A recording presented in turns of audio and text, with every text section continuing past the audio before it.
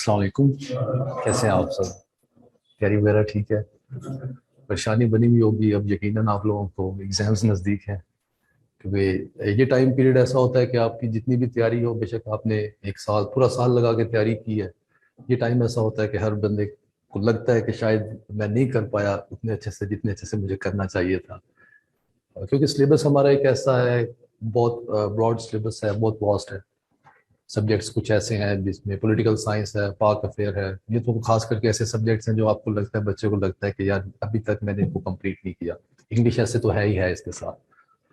और बाकी उसके अलावा फिर एक सिलेबस की वजह से, और फिर दूसरा जो सिस्टम है हमारा, जिस तरह जितना अनसर्टन है, हम अपने आसपास लोगों को देखते हैं कि बहुत मेहनती लोग होते हैं, बहुत एफर्ट होती है लोगों की, बहुत ज़्यादा स्ट्रगल होती है, उसके बावजूद वो इस एग्ज़ाम को क्रैक नहीं कर पाते। तो एक ये भी चीज़ होती है जो हमें ये नेगेटिव थॉट्स की तरफ लेके जाती है। तो ये एक टाइम पीरियड ऐसा है, ये आप अगर आप सोच रहे हैं कि सिर्फ आप ऐसे हैं जो इस सिचुएशन में हैं कि मैं परेशान हूँ तैयारी की वजह से, एग्जाम्स की वजह से, एग्जाम्स का प्रेशर है, तो आप नहीं है। 99.9% स्टूडेंट्स ऐसे ही होते हैं जो इस टाइम पे आके इन चीज़ों की तरफ जो है ना, वो ये थॉट्स उनके जहन में आती हैं। तो आज का हमारा जो जो सेशन है, ये इसमें ज़्यादा चीज़ों पे मैं डिस्कस हम नहीं करेंगे, ज़्यादा चीज़ों को। इसका मकसद सिर्फ ये है कि जो एंड पे आके अभी एग्ज़ाम, आपका 24 को एग्ज़ाम है गालबन, और 3 से 4 दिन है आपके पास। तो एंड पे आके क्या चीज़ें हैं जो आप कर सकते हैं जो कुछ डिफरेंस क्रिएट करें। अब इसमें जो कुछ चीज़ें जो आज मैं आपके साथ डिस्कस करूंगा, उनमें सबसे पहले तो आप ये चीज़ ध्यान में रखें कि हम डिस्कस करेंगे एक तो पेपर अटेम्प्टिंग टेक्निक्स को। ठीक है, कि क्या चीज़ें हैं जो अभी आके ये 3-4 दिन में आप माइंड बना सकते हैं कि मैंने अपने पेपर को किस तरह से डिफरेंट करना है। और उसको हम इस तरह से डिस्कस करेंगे कि आपको कुछ नया पढ़ने की जरूरत नहीं पड़ेगी, जो आपने पढ़ा हुआ है उसी के अंदर रह के किस तरह से मैं अपने पेपर को बेहतर कर सकता हूँ, किस तरह से मैं डिफरेंस क्रिएट कर सकता हूँ। एक तो हम आज इस चीज़ पे बात करेंगे। दूसरा जो है, हम इसमें बात करेंगे ऐसे को हम थोड़ा सा देख लेंगे, थोड़ा सा इसको हम टच कर लेंगे कि ऐसे अभी 3-4 दिन में आप ऐसे पे क्या कर सकते हैं, और पेपर में बैठ के आप किस तरह से ऐसे को क्या चीज़ें हैं जो जेन में रख के आप टैकल करेंगे। और उसके अलावा फिर आपके हम क्वेश्चंस वगैरह भी देख लेंगे, और एक जो इम्पोर्टेंट चीज़ है वो हम देखेंगे, जो कंपल्सरी सब्जेक्ट्स हैं आपके, इन पे मैं थोड़ी सी बात करूंगा। क्योंकि अमूमन हमारे यहाँ एक जो सोच है वो ये है कि पीएमएस में खसूसन जो आपके ऑप्शनल सब्जेक्ट्स हैं उन पे ज़्यादा मेहनत करनी चाहिए हमें। ऑप्शनल सब्जेक्ट स्कोर देते हैं, लेकिन अब ये चीज़ें बदल गई हैं, अब ट्रेंड बदल गया। अब आपने देखा होगा, पंजाबी था हमारे पास पहले, 150 प्लस स्कोर आता था लोगों का, अब नहीं आ रहा। 120-30s में लोग जा रहे हैं अच्छी तैयारी के बावजूद। इस तरह आपके पास ज्योग्राफी है, वो 160 लोगों ने स्कोर किया उसमें, और बहुत से लोगों ने स्कोर किया सेम अटेम्प्ट के अंदर। लेकिन अब आके ट्रेंड्स बदल रहे हैं, चीज़ें बदल रही हैं। अब उस तरह से लोग स्कोर नहीं कर पा रहे हैं इन पेपर्स में। तो अब इस चीज़ को हमने कंपेंसेट करना है, तो हम इसको कैसे कंपेंसेट कर सकते हैं? वो हम कर सकते हैं अपने कंपल्सरी सब्जेक्ट्स। आपके पास मैथ्स कॉम है, मैथ्स कॉम अच्छा स्कोर देता था, अब नहीं दे रहा। सोशल वर्क अच्छा स्कोर देता था, अब नहीं दे रहा। सोशियोलॉजी नहीं दे रहा। लेकिन कंपलसरी जो है ना, यहाँ पे आप उनको कंपेंसेट कर सकते हैं। तो इस पर हम थोड़ी सी डिस्कशन करेंगे कि किस तरह से हम कर सकते हैं। पहले मैं ब्रीफली इन चीज़ों को डिस्कस करूंगा, उसके बाद मैं आपके जो क्वेश्चंस होंगे वो जो भी हैं पीएमएस से रिलेटेड, किसी भी एग्जाम से रिलेटेड, वो आप मुझे बताते जाइएगा, हम उसको डिस्कस कर लेंगे। ठीक है, यहाँ तक क्लियर है हम लोग? सबसे पहले तो हम जनरल बात कर लेते हैं जो पेपर अटेम्प्टिंग टेक्निक्स हैं, इस पे पहले बात कर लें हम लोग। अच्छा, इसमें अब पेपर बुक्स ऑलमोस्ट आप सबने सेम पढ़ी हुई होती। एक दो आपने टू द पॉइंट जो किताबें होंगी किसी पब्लिशर की वो पढ़ी होंगी, साथ में आपने जनरल बुक्स 3-4 पढ़ी होंगी, ऑलमोस्ट वही बुक्स हैं। अगर आप पाक अफेयर देखें, पाक अफेयर के पे आपके पास कितनी बुक्स आपके पास अवेलेबल? 10 से 15 जनरल बुक्स हैं, और सेम ही इसमें ऑलमोस्ट सेम लिटरेचर है जिसको रिप्रोड्यूस किया जा रहा है, डिफरेंट तरीके से एनालाइज करके। इंटरप्रिटेशंस डिफरेंट हैं, लेकिन बात वही है। तो नॉलेज आप लोगों का है, सबका सेम होता है। एग्जाम में क्या होता है कि सेम किताबें आप लोगों ने पढ़ी भी होती हैं, एक बच्चा स्कोर कर रहा है 60, एक स्कोर कर रहा है 80।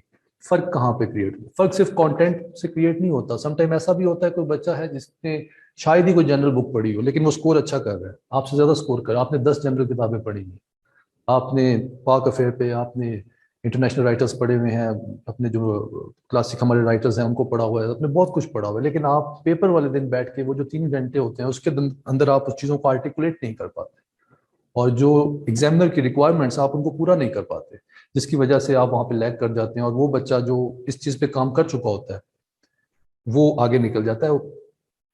लिटरेचर आपने जो पढ़ा, तैयारी आप स्टार्ट करते हैं ना, सबसे पहले आप बुक्स लेके आते हैं, वो एक स्टेज है, एक फेज है। आपने तैयारी कर ली, आपने सिलेबस कवर किया, उसके बाद आपने सिलेबस में वैल्यू एडिशन की, आपने आर्टिकल्स पढ़े और उनमें चीजें डाटा ऐड करते गए, दूसरी स्टेज थी। तीसरी स्टेज होती है स्किल डेवलपमेंट की, राइटिंग की स्किल आपने डेवलप करनी है, वो उस पर हम लोग काम नहीं करते, और वो कोई इतना मुश्किल काम नहीं है। वो आप 1 घंटे के अंदर बैठ के, मैं आपको यहाँ पे कुछ चीजें बताऊंगा, आप बैठ के उन चीजों के बारे उन पे सोचिएगा और फिर उनको अप्लाई करने की कोशिश कीजिएगा। एक क्वेश्चन सिर्फ जाके आई लिखिएगा उन चीजों के मुताबिक, आप खुद महसूस करेंगे कि कैसे डिफरेंस हम लोग क्रिएट कर सकते हैं। अच्छा, इसमें जो चीजें आपने जहन में रखनी है, उनमें आपने पेपर अटेम्प्ट, पेपर पे हम पहले आ जाते हैं कि पेपर आपने किस तरह अटेम्प्ट करना है। एक तो आपने कोशिश करनी है कि आउटलाइन को ऐड करें अपने इसमें, हर क्वेश्चन में आउटलाइन को ऐड करें। अब आउटलाइन ऐड करने को मैं आपको ये नहीं कहूंगा कि आपने आउटलाइन ड्रॉ करनी है, और जिस पैटर्न पे हमने कैसे कि आउटलाइन ड्रॉ कर देते हैं, आप उस पैटर्न पे पूरे पेज पे एक आउटलाइन ही ड्रॉ कर दें, वो चीज़ मुश्किल हो जाती है, टाइम कम होता है। सीएसएस में आसान होता है, 4 क्वेश्चन करने होते हैं, पीएमएस में 5 क्वेश्चन करने होते हैं, ऑब्जेक्टिव कुछ पेपर्स में नहीं होता, तो वो मुश्किल हो जाता है। उसमें आउटलाइन का तरीकाकार आप ये कर सकते हैं सिंपली, कि आप जब भी क्वेश्चन को डीकंस्ट्रक्ट करते हैं, आप अब ऐसा कोई क्वेश्चन, मेरा नहीं ख्याल 1-2 क्वेश्चन के अलावा कोई क्वेश्चन आता है जो आपने वैसे ही तैयार किया हुआ होगा और वो पेपर में एज इट इज आ जाएगा और आप एज इट इज उसको लिख, ऐसा अब नहीं होता। पहले ये चीजें होती थी, सेल्फ राइटिंग पे चीजें अब आ रही हैं। तो सेम जो टेक्निक आप ऐसे में ऑप्ट करते हैं, आपके पास एक टॉपिक आता है, आप उसको डीकंस्ट्रक्ट करते हैं 2 से 3 डायमेंशन। तो क्वेश्चन यहाँ पे भी वही चीज आपने करनी है। कोशिश करें कि जो आपकी स्टेटमेंट है, स्टेटमेंट के अंदर रहते हुए उसको 3 से 4 हिस्सों में डीकंस्ट्रक्ट कर दें। आप रेलिवेंट भी रहेंगे, एग्जामिनर को पता होगा कि ये बच्चा वही चीज लिख रहा है जो मैंने इससे पूछी हुई है, ये बाहर से कुछ नहीं लिख रहा। आप वो स्टेटमेंट में से जो पॉइंट्स हैं, जो फैक्टर्स उसने बताए, उनको उठा उठा के आप डीकंस्ट्रक्ट करके मेन डायमेंशन बना रहे। अपनी आउटलाइन के अंदर आप ज्यादा कुछ भी ना दे रहे, इंट्रोडक्शन की हेडिंग दे दें, ठीक है। उसके बाद आपकी सेकंड नंबर पे जो डायमेंशन होगी, थर्ड पे जो होगी, तीन तीन डायमेंशंस लिखें, एंड पे कंक्लूजन डाल दें। इतनी सी आउटलाइन बना दें, ज्यादा चक्रों में ना पड़े, ज्यादा लंबी आउटलाइन ना बनाए, ना बताएं उसको कि मेरा जो बुलेट पॉइंट बी था उसके अंदर क्या सब पॉइंट्स हैं, ना बताएं उसको, सी के अंदर क्या था ना बताएं। आपने एक क्वेश्चन आ गया पाकिस्तान की इकॉनमी पे आ गया, कि पाकिस्तान कह रहे हैं कि आप एग्रीकल्चर पाकिस्तान की इकॉनमी किस तरह से बूस्ट कर सकता है, आपके पास ये क्वेश्चन आ गया, आपने उसका इंट्रोडक्शन दिया, आपने कहा पोटेंशियल उसका क्या है, आपने कहा वो कैसे इंप्रूव कर सकता है, आपने कहा कि गवर्नमेंट को क्या करना चाहिए। 3 डायमेंशन में आप यहाँ पे रिप्रोड्यूस कर दें, आपका पेपर डिफरेंट हो जाएगा। और ये कोई मुश्किल काम नहीं है, आपने जो अभी तक तैयारी की हुई है उसी के अंदर है कि आप इस चीज़ को ऑप्ट कर सकते हैं। बहुत आसान है, मुश्किल नहीं है, आपको 1 से 2 मिनट लगेंगे मेरा ख्याल। और जब आप ये आउटलाइन बना लेंगे तो पेपर में लिखते हुए भी आपको आसानी होगी, क्वेश्चंस को लिखते हुए आपको आसानी होगी। आपको पता होगा कि मैं इस एरिया के अंदर रहना है, मैंने जो पॉइंट छूट गया छोड़ दें उसको, जो पॉइंट यहाँ पे नहीं लिखा गया आउटलाइन बनाते हुए छोड़ दें। जरूरी नहीं है कि आपने हर चीज इसमें लिखनी है। आउटलाइन आप बनाएंगे, एक स्ट्रक्चर तरीके से आपका क्वेश्चन चलेगा, पढ़ने वाले को पता होगा कि इसने क्या चीजें लिखी हैं और कैसे लिखी हैं। उसके लिए भी आसानी होगी और आपके लिए भी आसानी होगी कि आपका टाइम भी बचेगा और आप रेलिवेंट भी रहेंगे और बेहतर तरह से उसको लिख सकते। एक तो ये चीज आपने ऐड करनी है। उसके बाद जो दूसरी अहम चीज है वो आपने कोशिश करनी है, जो आपका इंट्रोडक्शन है, इस पर मैं थोड़ी सी बात करूंगा। इसको हम थोड़ा सा ना अंडररेट कर जाते हैं। इंट्रोडक्शन बहुत अहम है। जिस तरह ऐसे के अंदर आपने अक्सर सुना होगा कि इंट्रोडक्शन आपको फेल या पास कर देता है, यहाँ पे आपका स्कोर क्या आएगा, आप कैसे दूसरे स्टूडेंट्स से डिफरेंट क्रिएट करेंगे, वो डिफरेंस यहाँ पे आएगा इंट्रोडक्शन में।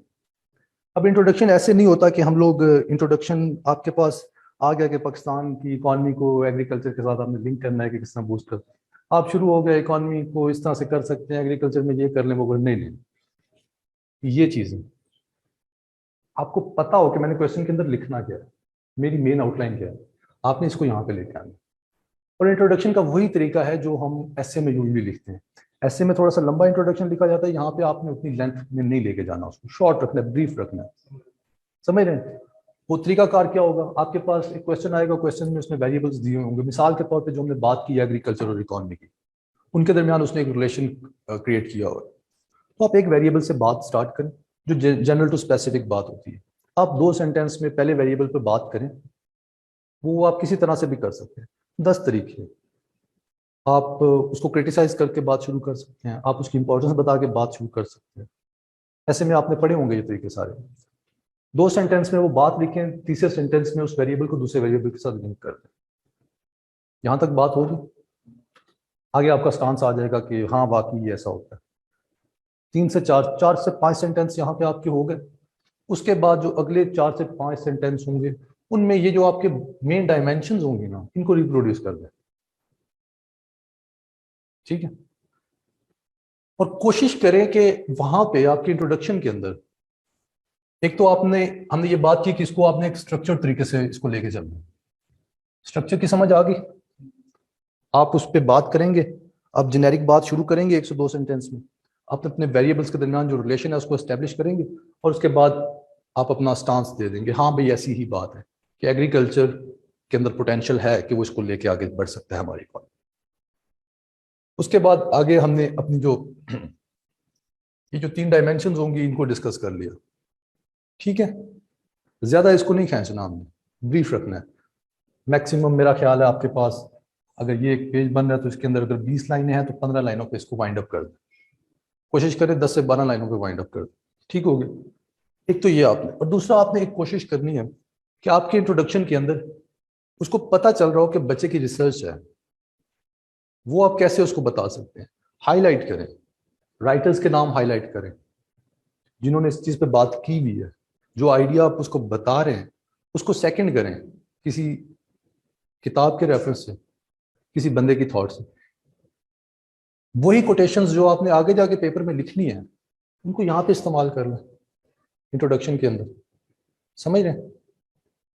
यहाँ तक बात, इसमें कोई मुश्किल है? आपने हर क्वेश्चन पे आपको पता होगा कि कोटेशंस क्या क्या हैं और किस किस राइटर ने बात की और क्या क्या बात की, किताबों का आपको पता होगा, आपने थीम्स पढ़े हुए होंगे, थीसिस पढ़े हुए होंगे।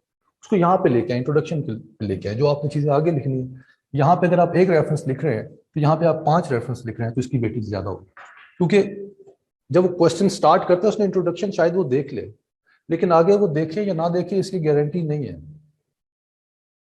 तो इसमें एक तो आपने कोशिश करनी है कि रेफरेंसेस को लेके आए। ठीक हो गया? 2 बातें क्लियर है।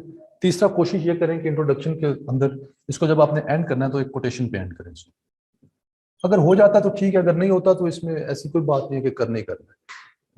ये 3 चीजें आपने अपने इंट्रोडक्शन के अंदर लेके आए। इसमें से कोई ऐसी चीज है जो नहीं है जिसके लिए आपको अभी मेहनत करनी पड़ेगी? वही चीजें जो आपने आगे लिखनी है उनको यहाँ पे रिप्रोड्यूस करें। यहाँ तक ठीक है? उसके बाद हम कंक्लूजन पे थोड़ी सी बात, बल्कि दरमियान में बात कर लेते हैं। ये जो हमारी डायमेंशन है, ये जो डायमेंशन आपने जब बनानी है ना ये वाली, तो ऐसा नहीं करना कि अपनी मर्जी से बनाते जाएं उनको और उसने बात कोई की और आप कहीं से कहीं खींच के लेते जाएं। कोशिश करें कि आपकी हर डायमेंशन आपकी मेन क्वेश्चन को, जो क्वेश्चन की स्टेटमेंट है, उसके किसी एक ना एक एंगल को टच कर रही है।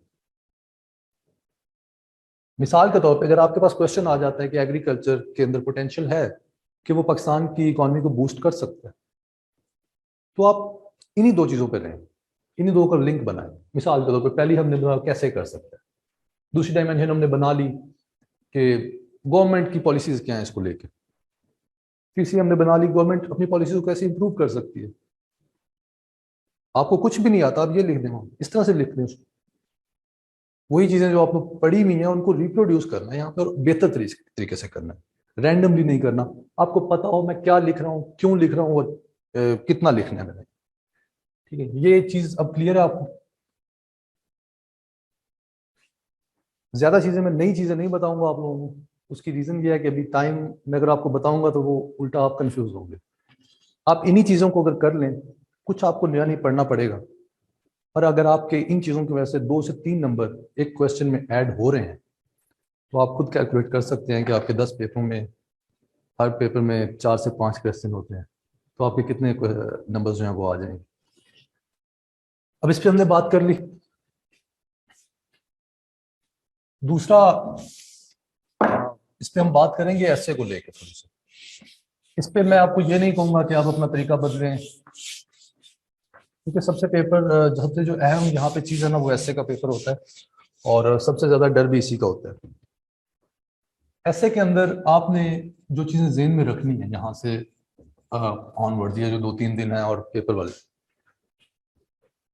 अगर आपको लगता है कि आप किसी टीचर के पास गए और आप किसी और तरीके से ऐसे लिखते थे, वो टीचर किसी और तरीके से बता रहा है और मैं गलत हूँ और वो ठीक है, तो ऐसा नहीं है। ठीक है, ऐसे का ना कोई क्राइटेरिया नहीं है। कोई बंदा ये नहीं कह सकता कि जनाब ये जो मेरा तरीका है ना, इसी तरीके से अगर हम करें तो वो बेहतर है। नहीं, ऐसे को लिखने के 1000 तरीके हैं। आप किताबें पढ़ें, जैसे हम पाक अफेयर पे किताबें पढ़ते हैं, आप ऐसे राइटिंग पे किताबें पढ़ें। हार्वर्ड की, कैम्ब्रिज की, ऑक्सफोर्ड की, पियर्सन की किताबें लिखी हुई हैं ऐसे राइटिंग पे कि आपने ऐसे लिखना कैसे है। और मजे की बात है कि सबका डिफरेंट तरीका है। ठीक है, तो आपने इस चीज पे कंफ्यूज नहीं होना कि फलां टीचर कहता था कि ऐसे इस तरह से लिखना है और मैं इस तरह से लिखता हूँ तो मेरा गलत है। जो आपको आता है, आपने प्रैक्टिस की है ना, एनफ है। ऐसे के अंदर जो चीज आपने जेहन में रखनी है वो ये जेहन में रखनी है कि आपने अपने स्ट्रक्चर पर कंप्रोमाइज नहीं करना। जो स्ट्रक्चर आपने डेवलप कर लिया है, अब आगे इंट्रोडक्शन लिखने के 10 तरीके हैं। आपने जो मेथड डेवलप कर लिया है, जिस पे प्रैक्टिस कर ली है, उसी को लेके आगे जा रहे हैं। ऐसा ना हो कि पेपर में आप बैठें और आप वहां पे कुछ नया करने की कोशिश करें और वहां पे आप कोई गलती कर जाएं। जो आपको आता है खुद पे एतमाद रखें, उस एतमाद के साथ जाएं, उसी स्ट्रक्चर के साथ जाएं। जिस तरह से आप इंट्रोडक्शन लिखते हैं उसी तरह से लिखें, जिस तरह से आप आउटलाइन लिख रहे हैं उसी तरह से लिखें। ठीक है, सिर्फ एक चीज जेहन में रखनी है यहां से ऑनवर्ड, कि आपने ऐसे के अंदर जो लाइंस लिखनी है, जो सेंटेंस लिखने हैं, जो वर्ड लिखने हैं, कोई ऐसा वर्ड, कोई ऐसा सेंटेंस नहीं लिखना जिसका आपको खुद ना पता हो कि मैं क्यों क्यों लिख रहा हूं उसको। ठीक, मतलब इंपॉर्टेंस है ना। एक टॉपिक आप काजेज बता रहे हैं, आप काजेज में काजेज लिखना शुरू हो गए, आपको पता है मैंने 5-6 काजेज लिख ली, इनफ है। ऐसा नहीं करना बस काजेज पे 8 काजेज लिख। आप एक कॉज लिखी, आपने कहा कि इफेक्ट लिखा मिसाल के तौर पे कि एग्रीकल्चर के अंदर अगर हम जो हाइब्रिड सीड्स हैं उनको लेके आएंगे तो हमारी यील्ड वो बढ़ेगी।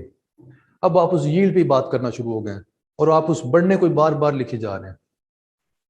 आपने 4 सेंटेंस इसी पे लिख दिए, आपने एक सेंटेंस में इस बात को लिख दिया, बस ठीक है, मैं कहना ये चाह रहा हूँ। उसके बाद आपने जो दूसरी चीज़ है, एक तो ये कि क्लियर हो, क्लैरिटी हो कि आप लिखना क्या चाह रहे हैं। दूसरा ये है कि आपने रेलिवेंट रहना है। ठीक है, और जो तीसरी जो चीज़ है कंटेंट को लेके, इस पे परेशान नहीं होना, इस पे आपने परेशान नहीं होना। अगर आपको ये लगता है कि मैंने ऐसे 10 टॉपिक्स थे, मैंने 5 पे तैयार किए हैं और 5 पे मैंने तैयार नहीं किया, कोई मसला नहीं। अगर आप ये चीज़ आपके अंदर है, इस चीज़ पे आपकी कमांड है, इस चीज़ पे कमांड है, आप ये कर रहे हैं, आप कैसे फेल नहीं होगा, ये मैं गारंटी देता हूँ। कंटेंट बेशक आपने एक लेमैन वाला लिखा, ठीक है, अगर आपको अभी भी डर है कि मेरा कंटेंट बेहतर नहीं है या मैंने इतने अच्छे से तैयार नहीं किया, आपने प्रैक्टिस किया, अगर बस जाएं। जिस बंदे को लगता है कि मेरी प्रैक्टिस कम है, वो 2 घंटे का ऐसे होता है, 1000 से 1500 वर्ड ऐसे का लिखा जाता है। जिस बंदे को लगता है मेरी प्रैक्टिस नहीं है, आपके पास 21, 22, 23 3 दिन है, 2 एसेस लिखें, डेली के 2 एसेस लिखें। एक मॉर्निंग में लिखें, एक इवनिंग में लिखें, छोड़ दें बाकी सब्जेक्ट्स, ये लिखें, इसकी प्रैक्टिस करें, ऐसे की हो जाएगा। 6 ऐसे अगर आप 3 दिन में लिख लेते हैं, तो 6 ऐसे अगर लिखे हुए हों फुल लेंथ, 2 घंटे का टाइमर लगा के, तो बहुत प्रैक्टिस हो जाती है। तो इस चीज़ से भी नहीं घबराना। एक तो इस चीज़ से नहीं घबराना कि मेरी तैयारी नहीं है, मैंने इसको कंटेंट नहीं तैयार किया और पता नहीं जो मुझे आता है वो है ठीक है या नहीं। और दूसरा फिर जो है ना, प्रैक्टिस अगर आपको लगता है कि मेरी नहीं है, तो आपके पास अभी भी 3 दिन में 6 एसेस लिखे जाते हैं। 6 एसेस लोग साल में नहीं लिखते, और इन 3 दिन में इतना प्रेशर होता है कि आप 6 लिख लेंगे। मैंने खुद लिखे हुए, मैंने आखिरी 10 दिन में शायद 15 से 16 एसेस लिखे थे। पीएमएस के लिखे जाते हैं, 2 घंटे का तो ऐसे होता है उसमें। ठीक है, यहाँ तक क्लियर है चीजें?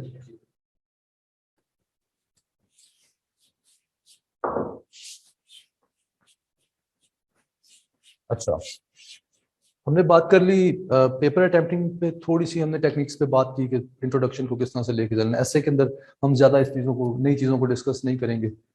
इस सेशन का मकसद यही है कि यहाँ से ऑनवर्ड आपके अंदर जो फियर्स हैं, जो सवाल आपके जहन में आ रहे हैं, उनको आंसर किया जाए। मैं जो भी चीज़ें जिनको आंसर करने की कोशिश कर रहा हूँ वो ऐसे सवाल हैं जो मेजॉरिटी स्टूडेंट्स के जहन में होते हैं। इसके बाद मैं आपको टाइम दूंगा, आप जो क्वेश्चन आपका होगा आप खुल के कीजिएगा। अच्छा, एक चीज़ जो आखिरी आपने जहन में रखनी है, कंपल्सरी सब्जेक्ट्स। हमने बात की कि सारा जोर हम लोग ना ऑप्शनल सब्जेक्ट्स पे लगा देते हैं, ठीक है, और कंपल्सरी को हम इग्नोर कर देते हैं। कंपल्सरी का अगर आपका स्कोर अच्छा है, ऑप्शनल आपका एक आधा सब्जेक्ट, देखिए मैथ्स कॉम, सोशियोलॉजी, बल्कि कोई सब्जेक्ट में, मैं किसी एक सब्जेक्ट का नाम नहीं लूंगा, कोई सब्जेक्ट भी अब ऐसा नहीं है जिस जो आप कोई भी बंदा सर्टन हो कि ये सब्जेक्ट मुझे 150 देगा। चाहे पंजाबी इस दफ़ा 100 दे दे और सोशल वर्क जो स्कोर नहीं दे रहा वो 160 दे। चाहे पॉलिटिकल साइंस जो है वो पहले कहते थे नहीं स्कोर देता, वो 170 देना शुरू हो जाए, और ज्योग्राफी 70-80 पे आ जाए। तो कोई भी इसमें जो है ना वो स्टैंडर्ड नहीं है, क्राइटेरिया नहीं।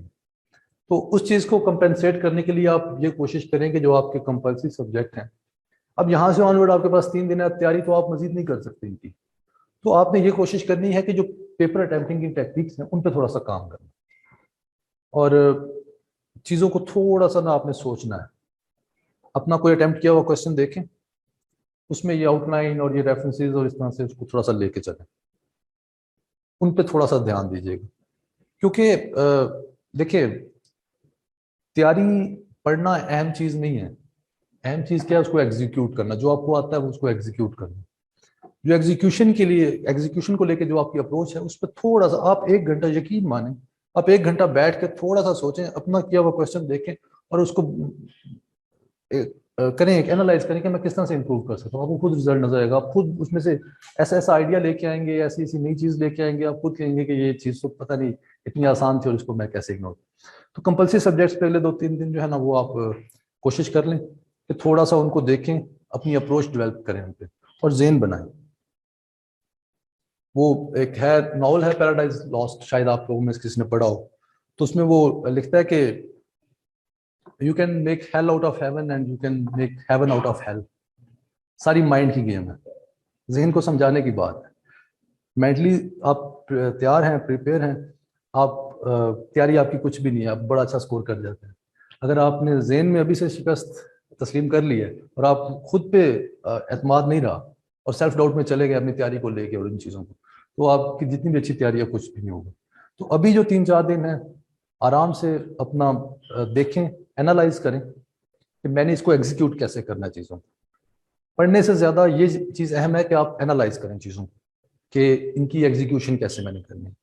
उसमें अब जो आप लोगों के सवालात होंगे उनको मैं आंसर कर लूँगा, और इसके अलावा आप देख लें कोई चीज़, ज़्यादा मैं चीज़ों को टच नहीं करूँगा, और मैं कोशिश ये करूँगा कि आपको टाइम दूँ। जो आपके जहन में कन्फ्यूजन्स हैं, जो सवाल हैं, उनको आप एक एक करके पूछ सकते हैं मुझसे, किसी भी सब्जेक्ट से रिलेटेड है, कोई भी सब्जेक्ट आप।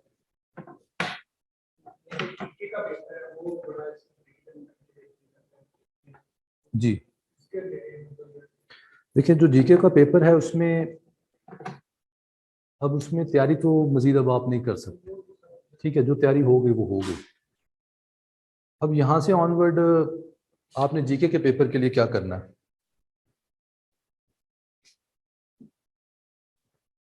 हमारे साथ होता क्या है कि हमने स्कोर करना है इसमें 40 जीके के पेपर में, और स्टूडेंट्स क्या करते हैं कि 50-55 मार्क कराते हैं। 30 आपको आते होते हैं और आप अटेम्प्ट 45-50 करके आ जाते हैं, ठीक है। अब 30 आपको आते हैं और 10 स्कोर आपने मजीद करना है, और सोच रहे हैं कि 20 में से 10 जो है ना वो नेगेटिव मार्किंग के साथ मेरे तुक्के लग जाएंगे तो मैं निकल जाऊंगा, तो ये पॉसिबल नहीं है, ठीक है। यहाँ से ऑनवर्ड जिस बंदे की तैयारी नहीं है, जिसके 40, जिसका स्कोर हो रहा है ठीक है, उसको मैं ये चीज़ नहीं कहूँगा, लेकिन जिसको लग रहा है कि मेरा 25 आ रहा है, तो वो ये अप्रोच, इस अप्रोच के साथ ना जाए कि 60 अटेम्प्ट कर लिए, 70 अटेम्प्ट कर लिए। वो 95-96 अटेम्प्ट करे, 4-5 क्वेश्चन सिर्फ वो वाले छोड़े जो बिल्कुल ही वो ब्लैंक है, कुछ क्वेश्चन ऐसे होते हैं जिसपे आपकी सिक्स सेंस काम कर रही होती है कि यार ये पॉसिबल है, ये पॉसिबल है, उनको अटेम्प्ट कर लें अगर आपको लग रहा है कि मेरे 25 या 30 ठीक है। और अगर एक क्वेश्चन है जिसमें आपकी सिक्स सेंस या सेवन सेंस भी जो है वो भी जवाब देगी, या वो भी आपको पता ही नहीं चल रहा है कि बिल्कुल ही ब्लैंक है, तो ये चीज़ तो मेरे ज़हनो गुमान में भी नहीं है, तो उन क्वेश्चंस को छोड़ दें उसमें। बाकी उसमें अब यहाँ से ऑनवर्ड जीके की तैयारी तो हो नहीं सकती। और जीके का ऐसा भी नहीं है, अब हमारी दफ़ा जो पेपर आया था पीएमएस 10 का पेपर था, वो काफ़ी मुश्किल पेपर था, लेकिन पीएमएस में 11 में जो पेपर आया था बहुत आसान पेपर था। तो किसी एक पेपर की वजह से अगर आप अपना मोरल डाउन कर लें और डर के बंदा अटैम्प्ट छोड़ दे कि मेरा जीके तैयार नहीं है। अब हमारी दफ़ा जो जीके आया था उसमें अच्छे खासे स्कोर आया लोगों का, और जो हमसे पहले वाला जीके आया उसमें 30 भी क्रॉस लोगों ने नहीं किया, तो उससे घबराएं नहीं। ठीक, वो जो होना है वो हो चुका है। ठीक है, यहाँ से ऑनवर्ड आप जीके को साइड पे कर दें, अब बाकी सब्जेक्ट्स पे फोकस करें, बाकी चीज़ों को लेके देखें कि मेरी खामियां कहाँ पे हैं, और उन खामियों को अगर मैं दूर नहीं कर सकता तो उनको मैं वहाँ पे डैमेज में कैसे कंट्रोल कर सकता हूँ। राइटिंग प्रैक्टिस है आपकी, अब राइटिंग प्रैक्टिस नहीं हो सकती, तो ये देखें कि अगर मैं राइटिंग मेरी स्पीड कम है तो मैंने फिर क्वेश्चंस को किस तरह से लेके चलना है, मेरी लेंथ क्या होनी चाहिए, मैंने हर क्वेश्चन को कितना टाइम देना है, इन चीज़ों पे अब काम करें। तो जीके का अगर आप मुझसे 2 महीने पहले पूछते तो फिर तो मैं आपको बता सकता था, लेकिन अब मैं आपको नहीं बताऊंगा। अब यह है कि उससे घबराएं नहीं, पेपर बिल्कुल आसान आ जाए और आपने अटैम्प्ट ना दी हो, और आपने अटैम्प्ट दी हो पेपर बिल्कुल आसान आए, उसको अब जाने दें उसको। जीके का अगर उन्होंने फेल करना है तो फिर वो पीएमएस 10 वाला हिसाब होगा कि 130 लोग पास होंगे 5000 में से। ठीक है, तो उसको छोड़ दें, उसकी उससे नहीं घबराएं, वो जो होना है वो होना है। ठीक है? हाँ, वो उसका कुछ नहीं हो सकता उसके अलावा कोई।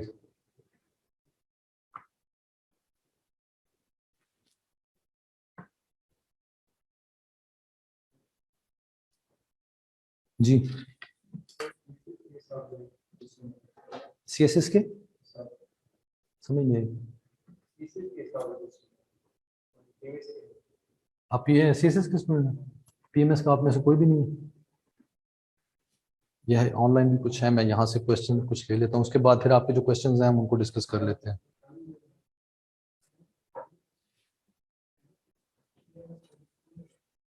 अच्छा, इसमें ये कुछ क्वेश्चंस हैं यहाँ से, फिर मैं आपके भी ले लेता हूँ क्वेश्चन इसमें से। अच्छा, इसमें इन्होंने बात की अच्छी बुक्स बता दे जो हेल्प करे सीएसएस पीएमएस में। अब वो तो डिपेंड करता है आपके सब्जेक्ट्स पे, आपके सब्जेक्ट्स कौन से हैं और उनके।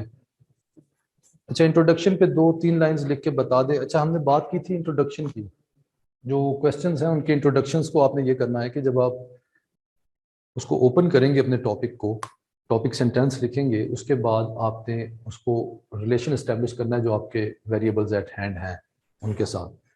और जब आप रिलेशन इस्टेब्लिश कर लेंगे उसके बाद अपने अपना स्टांस दे देना है कि हाँ ऐसी ही बात है, मेरा ये स्टांस है उसको लेके। और उसके बाद आपने जो आपकी मेन डायमेंशंस होंगी जो आपने क्वेश्चन पूरा लिखना है उनको आपने ब्रीफली डिस्कस कर देना है। कि मिसाल के तौर पे अगर मैंने ये डायमेंशन बनाई कि एग्रीकल्चर के अंदर ये पोटेंशियल है, तो मैं वहाँ पे ये लाइन लिखूंगा कि एग्रीकल्चर के अंदर ये पोटेंशियल है कि वो हमारी एक तो फूड सिक्योरिटी इसको हल कर सकता है, उसके अंदर ये पोटेंशियल है कि वो हमारी एक्सपोर्ट जो बेस है उसको ब्रॉडन कर सकता है।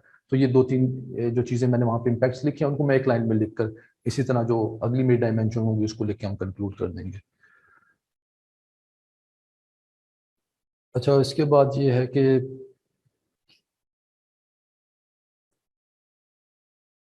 सर रिवाइज तो करवाएंगे, रिवाइज तो मैं तो यहाँ पे एक सेशन के लिए आया हूँ, और रिवाइज आपके जो कंसर्न टीचर हैं वही आपको बेहतर बता सकते हैं, तो उन्होंने आपके लिए सेशन अरेंज किया हुआ है। जी, जिनकी तैयारी 50% है वो अपीयर हो या ना हो। अब देखें 50% एक तो ये है कि आपने बाकी सारे सब्जेक्ट किए हुए, आपने ऐसे को हाथ भी नहीं लगाया, तो फिर तो अपीयर होना नहीं बनता।